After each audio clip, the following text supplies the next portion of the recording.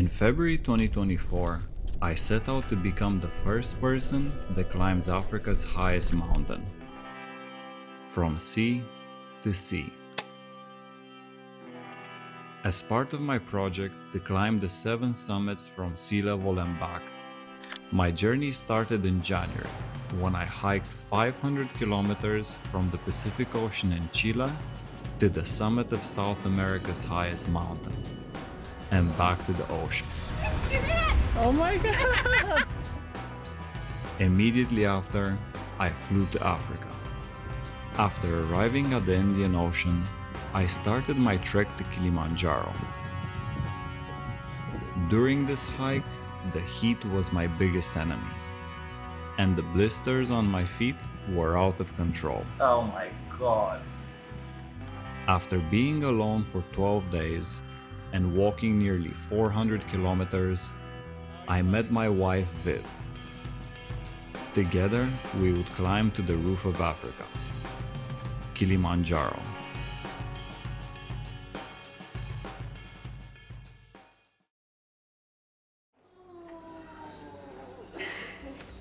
It's 8 a.m. right now. We're just waiting for our guides to come. From all of the routes that Viv and I did so far, this is the first time that we're using a guide. And I don't know if you know this or not, but you have to have a guide if you're gonna climb Kilimanjaro. Knowing that we're gonna have a guide, we decided to essentially go for the hardest route to make it more challenging. And I saw that the Umbwe route is the hardest one and decided to go for that one, thinking that this is gonna be challenging because of the terrain. But the main challenge in this route lies in the few days of acclimatization that you have. By the 5th day, you're at 5,895 meters of elevation. I really hope we didn't bite off more than we can chew with this one.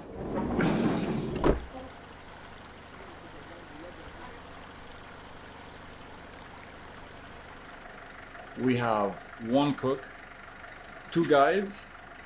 In total, with the porters, I think there are 10 staff members just for me and Bill. I mean, you feel really awkward about it. Yeah, that's very well put. Behind me, we have our main guides. You have Amos and Baraka.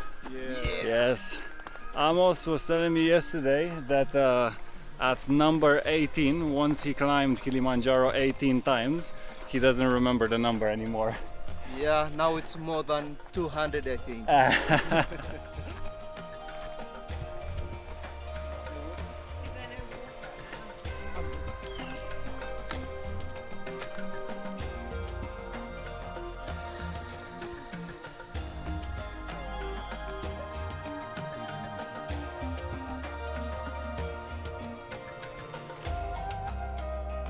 See this? It's looking like a shrunk of elephant. See? In the box. In the box, Yeah, they were. Umbwe Cave Camp. Yes. We are arriving. Is this big tent old for us? Is this from mess tent? Yeah? Yes. You see? Oh, amazing. We have Milo. I haven't had that Wow. since Australia. There's someone setting up. Yeah. Yes. It's make a preparation. Oh, thank you. So weird. I know, it's officially the first time someone's setting up our tent and making us food. The nature here is incredible. What a beautiful place to camp. Yeah.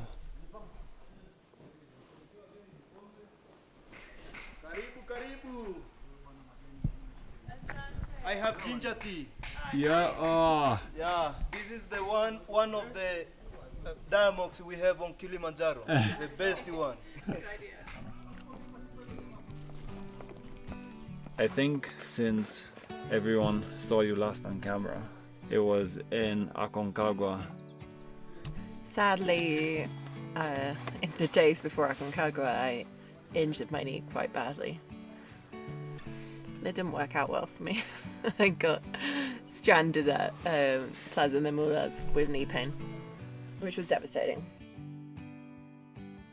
And since then, while you've been walking In Africa. in Africa, Yeah. I've been with my family in Lima, getting an MRI, getting x-rays, getting physio, and unfortunately my knee doesn't look very good,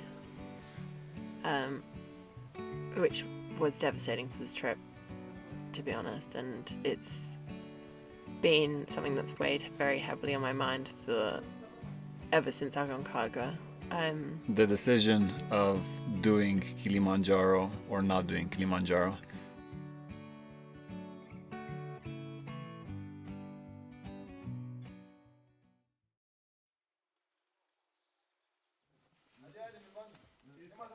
Plan today is to go to Barranco camp. 6 kilometers, 4 hours, but we're doing about 1,000 meters of elevation, if not more.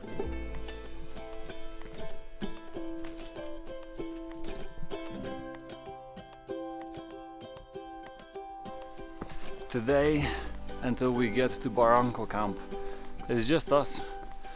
And once we get to Barranco, there's gonna be a lot more people and tents and stuff.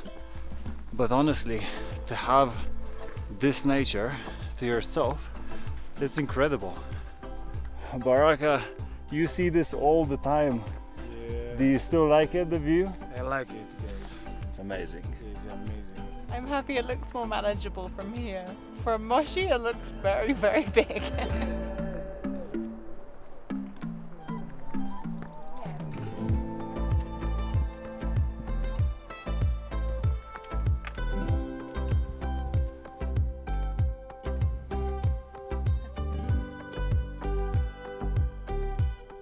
It's almost now 3,600 meters.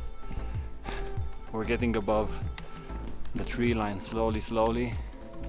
You can tell that nature is having a harder time to grow here. I was so arrogant yesterday. I feel like this is like altitude coming straight back at me. We learned from Amos that is the Barranco wall, which we're gonna end up going to tomorrow. And essentially, that is the crux of the Umbwe route that we're going on. There's gonna be a little bit of a bottleneck and a little bit of a scramble at altitude.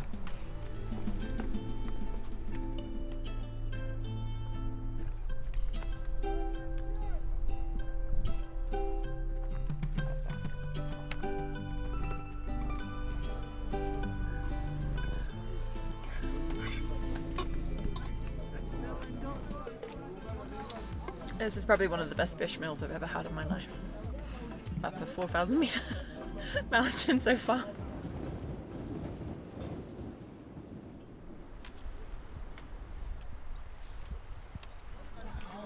Today was the second day up Kilimanjaro. It was a challenging day, in all honesty. I saw that Viv struggled a lot. She struggled with the altitude, with pain in her knee, but more than that, paranoia of the damage that she might be causing. That is day 2 of Kili done. It has been incredible. I'm smiling now though, but I have been well and truly humbled by the entire thing. I did not expect to find this morning as difficult as I did. Definitely struggled with altitude. Definitely have struggled with a few pain issues. I tried to encourage her as best as I could. It's hard to find that balance, to know where I should be pushing her, where I should be worried about her, because I am her husband after all. But I also want to see her succeed, because she was there for me on Aconcagua, when I was a complete mess and wrecked. But she knew that I needed a push, and I want to do the same for her here. I think she can do Kilimanjaro, but I think it's gonna be one of the hardest things that she did.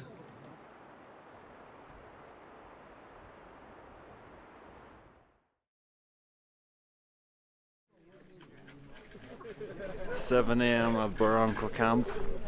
Wow, everything's covered in cloud. So beautiful. Because we're doing the crux of the day, the Barranco wall, we're getting a song of encouragement from our team, which I was waiting for, because I heard it over every single camp so far.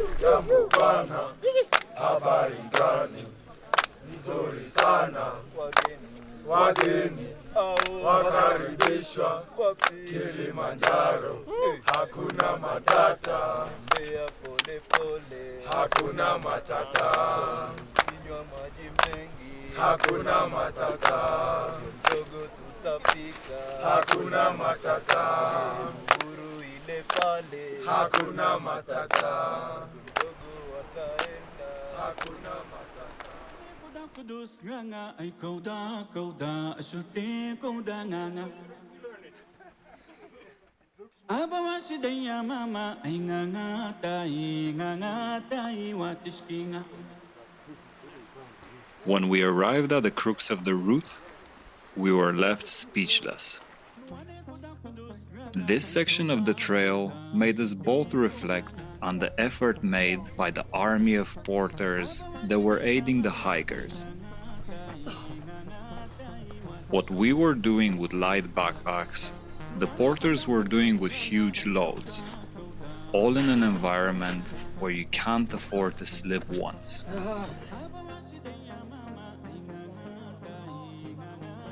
This was a pure feat of strength, and we were both in awe. We're at the top of Barranco camp, the most popular picture spot, because you have Kilimanjaro there, and then clouds for days over there. 4,250 meters. Now we go down.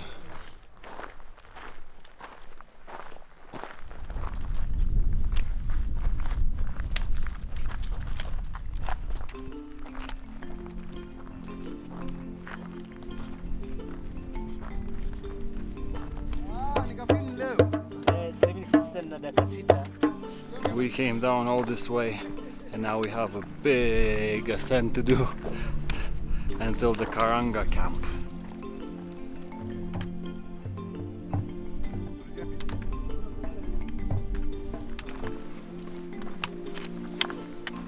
Last hill done. What? Last hill done. Last hill done.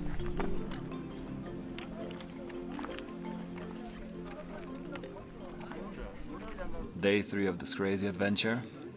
Last night the guides came into our tent. Basically every night they do a medical check, and they pretty much said to us that in the next couple of days we need to start speeding up a little bit, because we were very slow yesterday, and in the nicest way possible. They said that if we don't manage to have a better speed, that's gonna affect our chances at summiting, which is a little bit crazy, because we never had someone that was that had the power to take that decision. Before I came onto this trip, I kind of said to myself, you're gonna have to listen to someone. It's not gonna be like every single other time. Someone else is gonna be in charge, and we're making a point to be as respectful as possible to whatever decisions that they make, because it's their job and you have to respect it.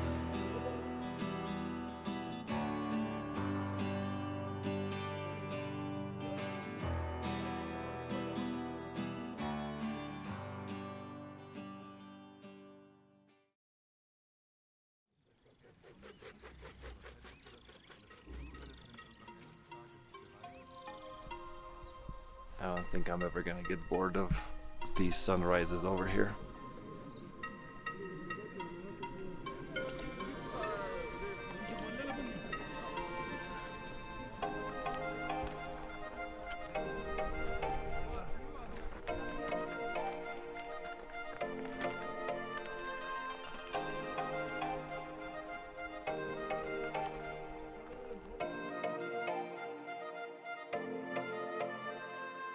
From every tour that you do, how many people turn back from the summit? Sometimes maybe 10 people, 8 can summit, or 2 can summit. 2 can turn. Yes, 2 can turn, yes. That depends the night of the summit. You know, guys, in this trip we are so lucky because of the weather. Really? Yeah, really. we feel pretty lucky. So guys, sometimes you can come in a boot camp and Yeah. the weather is so difficult. Yeah. For others, climb to summit. To be fair, Barranco, we had our fair share of bad weather on other mountains. We're lucky on this one, but we whatever that tornado up there is.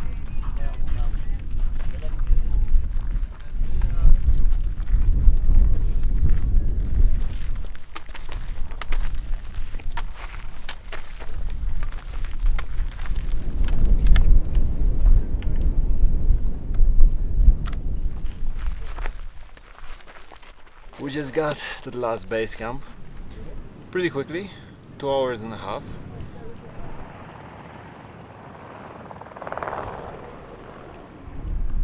We're gonna sign into the ranger office, and then this is as high as we're gonna go to today.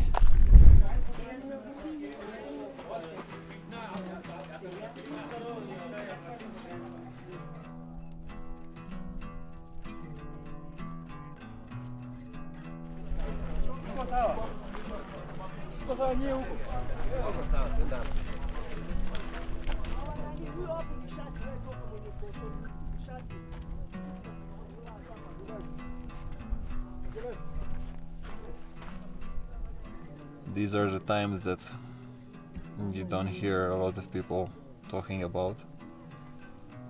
When you're waiting, because we have to wake up at 11 p.m, leave at 12 at midnight for the summit push. It's 4 p.m. now and you're just literally waiting around because you can't go to sleep.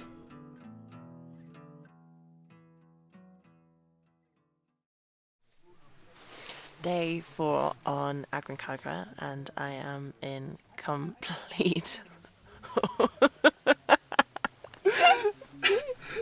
You're on Kilimanjaro, don't move the camera, lift your head, lift I your don't remember anymore. That's just everything. Wrong mountain. Round 2. I am still in complete awe of how hard the porters work. It is insane how much weight they carry day in, day out, all day long, rain or shine. They work roughly 12-hour shifts, carry everything on their heads, necks, backs. They live in the tent behind about 7 people. It's a very small tent. And we learned that they make $10 a day. I feel like it's really jarring with me how much time I know I and so many other people who come on this mountain spend looking for the right kind of gear that's gonna keep you dry or keep you warm, and it's been really sad to see that these guys do not have suitable equipment for this mountain. It's obviously something that is very hard to afford, to not have waterproofs, to not have cold weather gear, to have so much holes in their shoes, to not have hiking boots. It's so sad to see, and I would really urge anyone who's coming to this mountain to actually bring any of their old gear and give it to one of the porters, because I'm sure they would be so grateful to have actual waterproofs and actual warmer gear. And all these things that we kind of take for granted.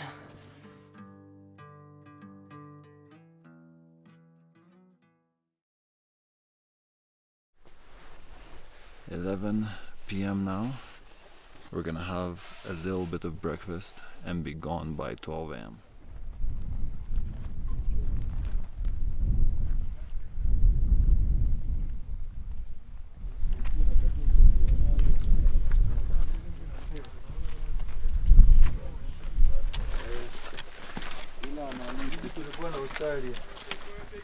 Never seen so many people on a mountain.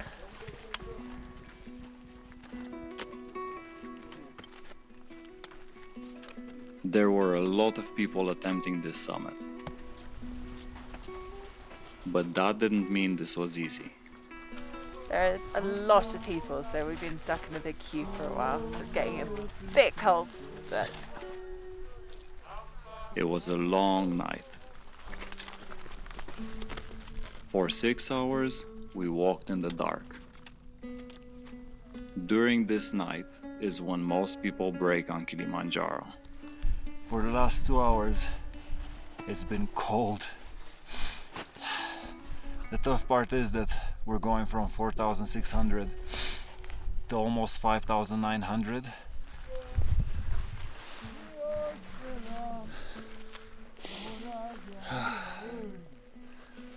Both Viv and I spat our lungs to get here to this Stella point right now. Well done.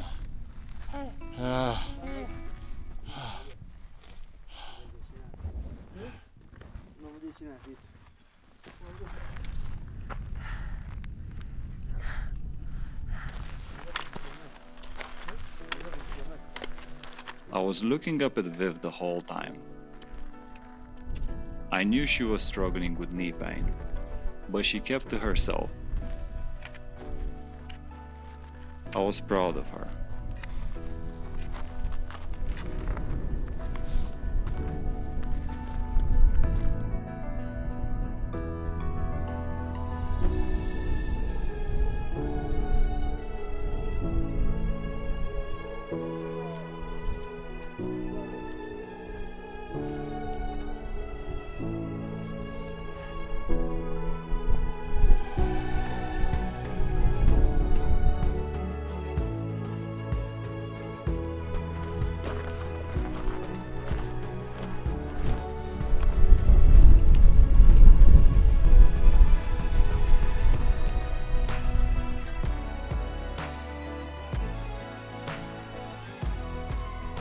We made it to the summit of Africa's highest mountain. I am so proud of you. I'm proud of you! You're so close to not coming and doing it whatsoever. You walked from Tanga. I did walk from Tanga.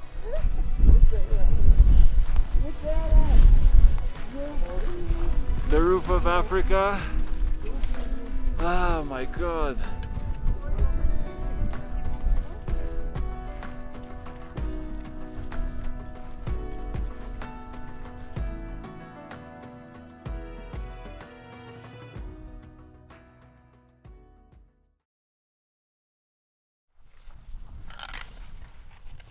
We spent the next 2 days descending the mountain. But instead of celebrating, we had a curveball thrown at us. During the last days on Kilimanjaro, Viv wasn't feeling well. And at some point, she must have caught a virus.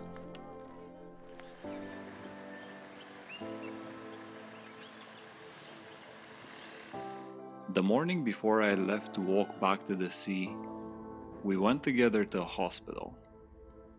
A doctor prescribed her antibiotics. Thinking this was going to help, we parted ways. Over the next days, however, as the distance between us grew, she got worse and worse. She has been stuck in the hospital now for 6 or 7 hours. I spoke with her and I told her that I'm gonna come to see her, and she yelled at me and she said, stay here, because we don't know what it is yet.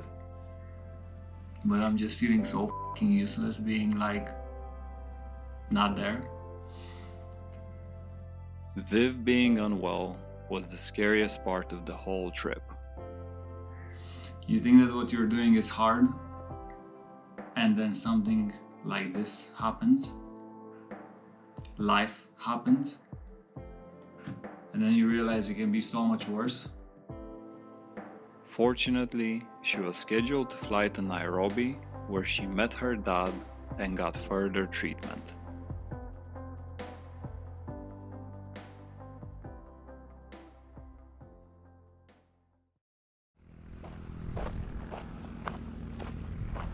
I'll go to the hospital and try and get the pills that I need and then blood test results. Yeah. That is good. I hope that you're not gonna have another 6-7 hour wait in the hospital. Hopefully not. I'm trying to eat my soup. Good. Eat your soup. I'm doing well with milk actually and banana.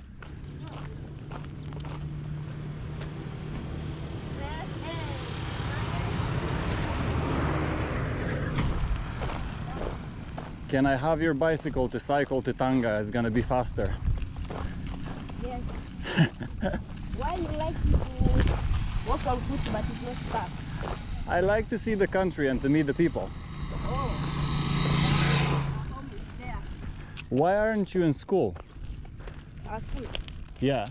Our school. Oh, it's Saturday. Yeah, today is Saturday. No school today. Yes.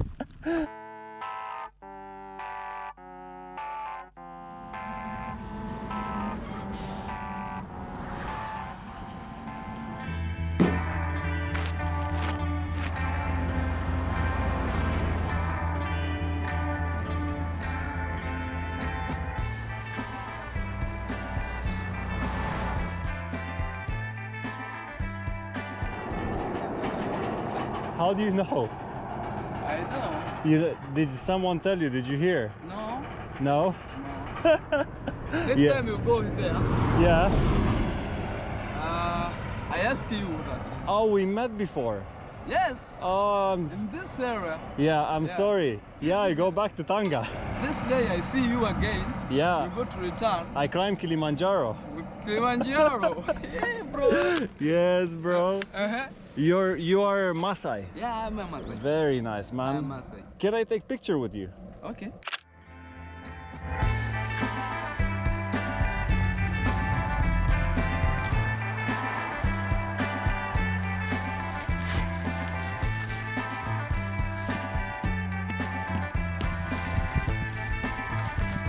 I swear from 7 p.m. until 11 p.m. It's boiling. It was so hot.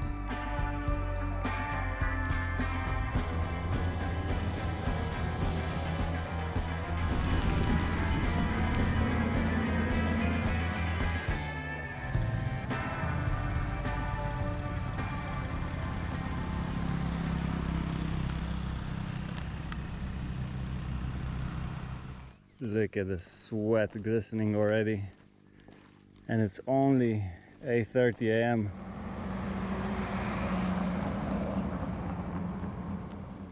Around 2 weeks ago I was walking through this area. It was about 4 p.m. The sun was so powerful, and as you can see there are no trees around next to the road, and I couldn't take it at some point. So I saw this one tree, but it was in someone's garden. There was a woman in the garden. I asked her if I can sit down. She said yes. And then out of the house appeared this old man. And he came and he sat down on the ground next to me. He made me feel very welcome in this country. And he lives somewhere around this area, so I want to go back and visit him. Jumbo Jumbo, hello, how are you?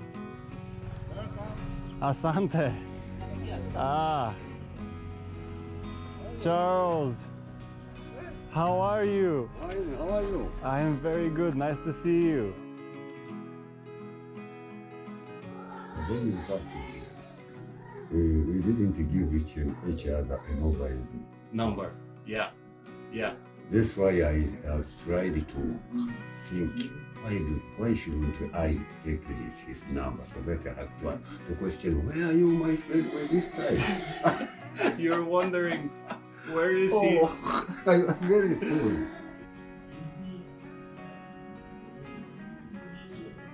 I wanted to tell you that before coming to Tanzania, all of my friends were saying to me, aren't you scared? Aren't you scared of getting robbed? And I rarely feel fear or intimidated. But because so many of my friends were saying all of these things, it got in my head.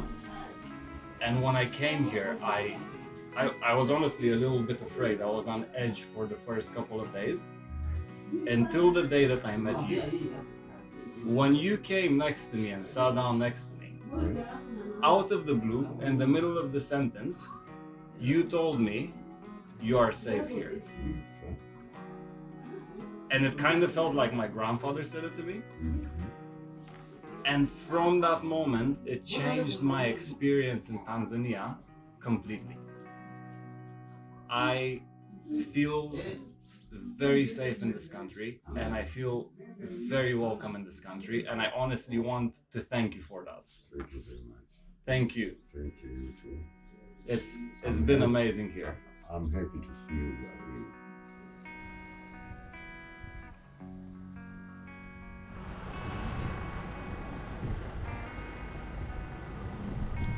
I am at a very important roundabout right now.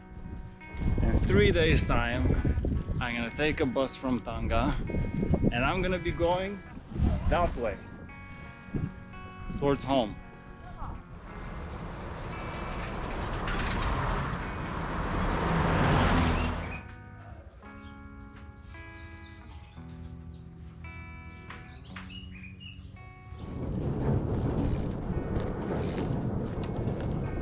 Okay, I tried to push you, yeah? I tried to push. Come on. Ready? Let's go. Try to start. No, no, go, go, go, go.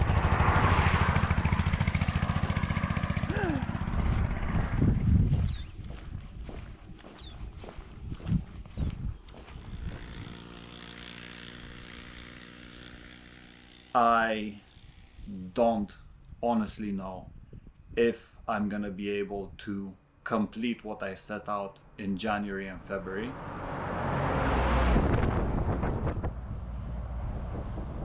The only thing that I do know is if there's any chance for me to be able to do this, I need to change the question from am I gonna be able to do this to how am I gonna do this.